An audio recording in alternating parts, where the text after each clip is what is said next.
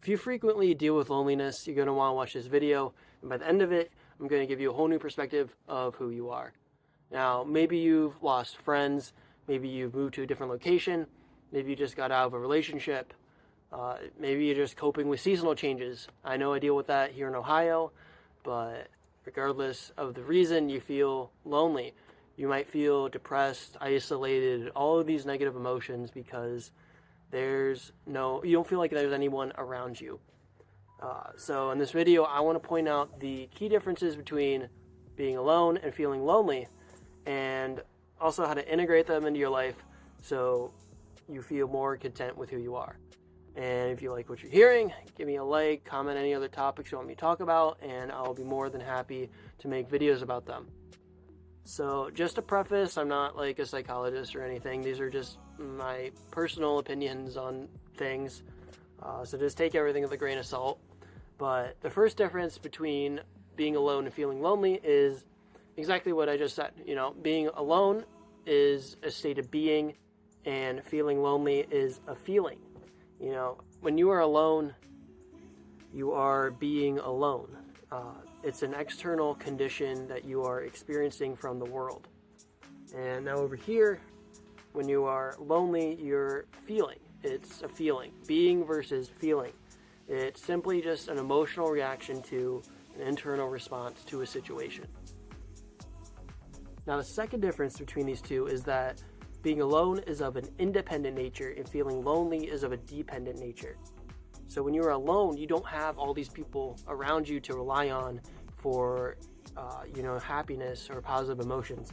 And instead, you have to cultivate that within yourself. This is something that I've done a lot of times because, I don't go out a lot. I'm personally very introverted. And so over time, I've just learned to enjoy my own company. But over here, when you are lonely, it's placing a dependence or an expectation upon others around you to fulfill your positive emotions, to fulfill your own emotional satisfaction. And we also have to remember that being alone and feeling lonely are two different experiences. Alone is external and lonely is internal. Being alone means not having people physically around you. Loneliness is an internal feeling created inside yourself. So by knowing that, we can either integrate an external solution or internal solution depending on which one we are experiencing. So now that we've established the difference, how do we deal with it? How do we deal with this internal loneliness, So the first thing you can do is find something in your life that gives you a sense of purpose or accomplishment. This could be a hobby, a skill, or that you're developing or progressing at.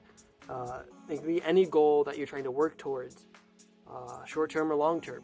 This could be, music, art, working out, making YouTube videos. It could be literally anything as long as you have a goal that you're working towards. A lot of people get caught up in finding out what the purpose is. People get really, down about themselves, about why they're here on this earth and what they're meant to do. The secret is that your purpose is whatever you want it to be. You're whole and complete just for being here. And so whatever you choose to do with your life, that is your purpose. Whatever it may be. So when you have something that you work towards, it increases your self-esteem. It increases your confidence. You become more self-reliant. And over time, with those things, you might notice that loneliness begins to fade. And now the second thing that I want to emphasize is that these two words up here don't have to be mutually exclusive.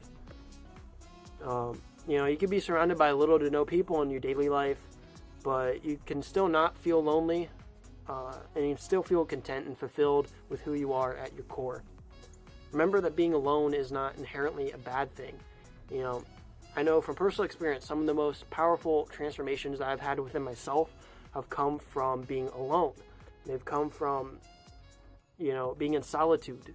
Some of our most significant stages of growth occur when we're alone with our own thoughts and we're left to heal our own wounds. On the flip side, you could be surrounded by and interact with a lot of people in your daily life, yet you still experience that loneliness. it's just something I've experienced in my life as well. I would just be talking to people, interacting with people, but I couldn't find that social spark. You might feel like all the interactions you're having are just consisted of basic surface level communication that lacks something deeper and more meaningful. Maybe simply you just haven't found the right friend group, maybe you just haven't found your people yet, or maybe you could actually develop a meaningful connection with these people if you allow yourself to be open to that connection. Because sometimes I think that we may subconsciously block ourselves from, developing meaningful connections to people if we're held back from fears from our past. These fears could be getting rejected again or getting hurt again. The fear of not being accepted because that one time in the past or that one time as a kid we put ourselves out there and made ourselves vulnerable, and someone said something that made us feel bad or made us feel sad, and then ever since then we've closed ourselves off from others. And this is because the pain from your past self keeps telling you, don't be vulnerable, don't get hurt again, remember what happened last time. And as a result, we have this loneliness. But the bottom line is that, if we have the desire to develop connections with people, we need to begin by being vulnerable ourselves. And if you've been hurt in the past, I know that could be a difficult process. Believe me, I've been hurt plenty of times by, friends, family, people I dated, etc. But believe me when I say that the right people are going to be attracted to you if you let yourself open up and you are your authentic self. All right. And lastly, I'll leave you with this. People in your life are always going to come and go. Friends, family, significant others.